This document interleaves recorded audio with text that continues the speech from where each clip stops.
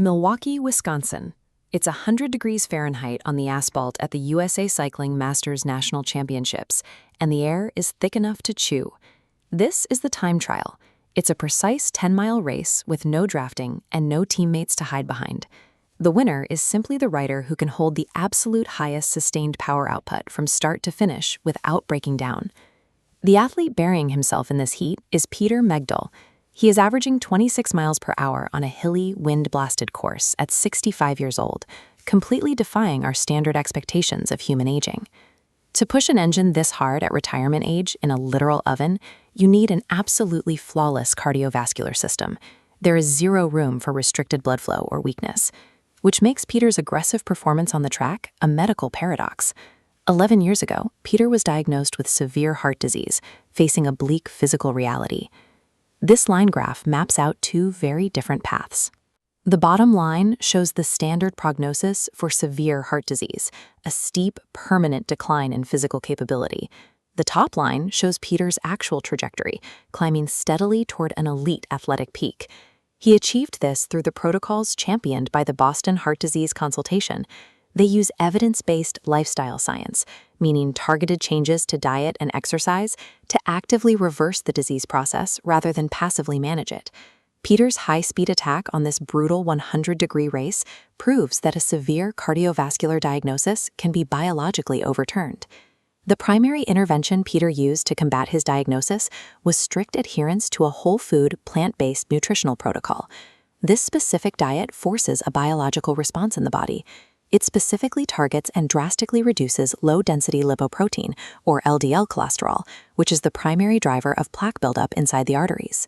This bar chart illustrates the clinical result of that dietary protocol, showing Peter's LDL levels plummeting down to an ultra-low 20 milligrams per deciliter. Next to it, you can see this massive drop clearing dangerous plaque from the artery walls. With those pathways cleared of obstructions, Peter's heart suddenly handles the massive volume of blood flow required to return to intense, unrestricted athletic training.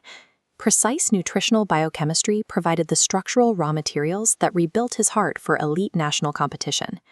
Back at the national championships, Peter just survived the criterium race, a chaotic, crash-heavy sprint through narrow city blocks, placing 14th out of 50. Now, heading into the time trial, the 100-degree heat and the immense self-imposed pressure of the championship are severely draining his energy reserves. This digital power meter dashboard shows the physical toll of that psychological strain. Peter's actual power output drops by 30 watts, putting him a full 10% below his target metric for the race. Pushing through a physical deficit like that requires intense mental toughness, especially when racing directly against multiple-time world champions who smell blood in the water. Yet, hidden beneath the fatigue, a critical biological victory is taking place. Despite the extreme physical stress, Peter is experiencing zero ischemia. Ischemia is a dangerous condition where blood flow to the heart muscle is restricted, and for Peter, it is completely absent today. The irony here is profound. While his mind and his leg muscles faltered under the crushing weight of championship pressure, his newly rebuilt heart functioned flawlessly. Entering the final stretch of the time trial, Peter aggressively sprints across the finish line. Given the heat, he is only expecting a top 10 placement. When the times are tallied, he secures second place overall. After 10 miles of grueling heat, he misses the national title by a mere 7 seconds. This digital timing ledger highlights the razor-thin margin of his podium placement.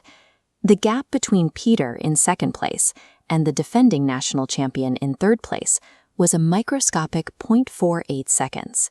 He followed up that performance days later in the road race, chasing down a breakaway group in the final 200 meters to secure a fifth-place finish. These razor-thin margins of victory prove his physical capabilities are objectively and measurably elite, regardless of his age bracket. Stepping back from the race metrics, Peter's podium finishes carry massive implications for the aging population. Strict adherence to an evidence-based lifestyle intercepts the biological trajectory of what it means to be 65 and older, replacing expected decline with enduring strength. It reinforces the core message of the Boston Heart Disease Consultation. A severe cardiovascular diagnosis does not have to be a permanent, irreversible life sentence.